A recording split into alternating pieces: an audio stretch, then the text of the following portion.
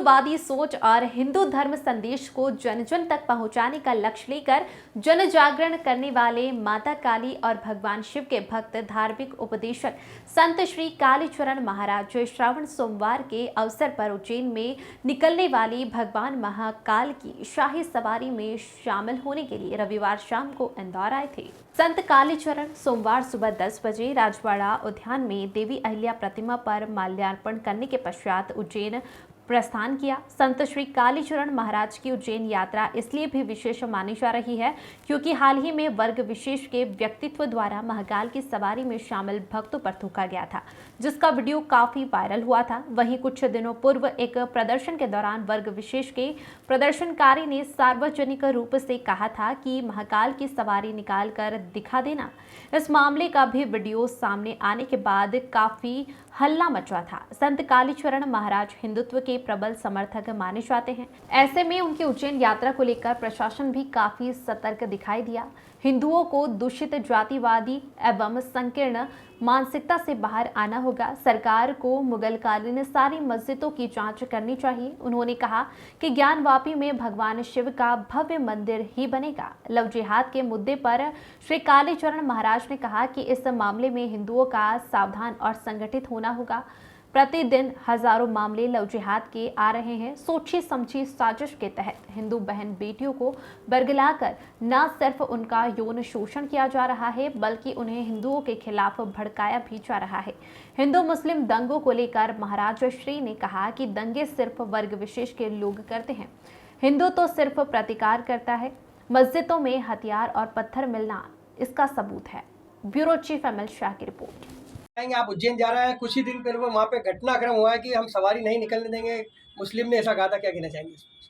सभी हिंदुओं को मैं आपके चैनलों के माध्यम से आह्वान करता हूं कि हम सुबह 10 बजे यहाँ से निकलेंगे, 12 बजे तक के वहाँ पहुंचेंगे। राजवाड़ा माँ अहिल्या देवी के राजवाड़े से निकलेंगे और उज्जैन में पहुंचेंगे करीबन 12 बजे तक के। सभी हिंदुओं को मैं आह्वान करता हूं कि कुंभ क्षेत्र का फिर से स्वरूप ला दो उज्जैन को। सवारी के दिनों में जितनी भी सवारियां बाकी है तो उन सभी सवारियों में इतनी भीड़ उत्पन्न कर दो, इतने दर्शनार्थी आ जाने चाहिए वहां पे।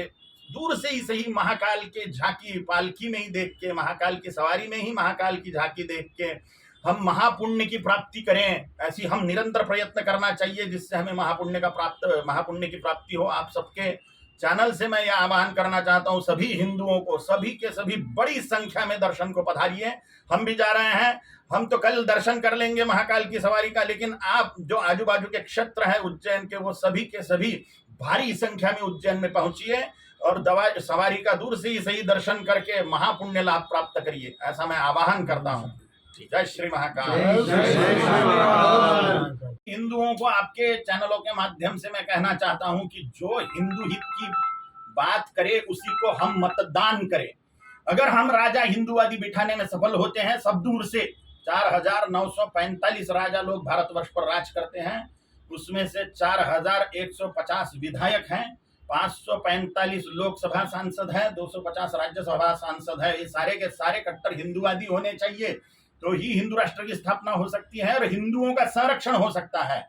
अगर संगठित होके हम नैष्ठिक हिंदूवादी राजा राजनीति में नहीं बिठाते तो हिंदुओं का भविष्य भयानक खतरे में है। जगह जगह पाकिस्तान बन चुके हैं और कश्मीर समस्या जगह जगह होने की परम संभावना है, पक्की संभावना है। इसलिए मुसलमान धौस दे सकते हैं कि 15 मिनट पुलिस हटाओ, सारे हिंदुओं को हम काट देंगे, क्योंकि उनकी तैयारी है। हिंदुओं की कोई तैयारी नहीं है।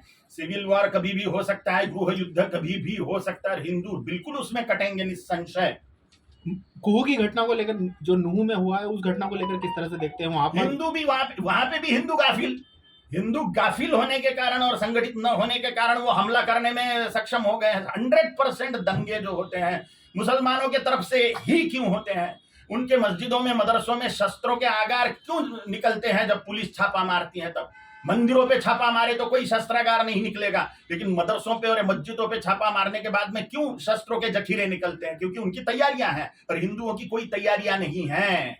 इसके कारण हिंदुओं का भविष्य बहुत अंधकार में है अगर हिंदू संगठित नहीं होता तो। लेकिन प्रशासन भी कहीं ना कहीं उनकी मदद कर देता है। इस तरह की बातें सामने आती है क्योंकि लव जिहाद की कई बार घटनाओं में पुलिस कार्रवाई नहीं करती है, या तो फिर पीड़ित जो महिला रहती है वो कार्रवाई करने के लिए नहीं आती। तो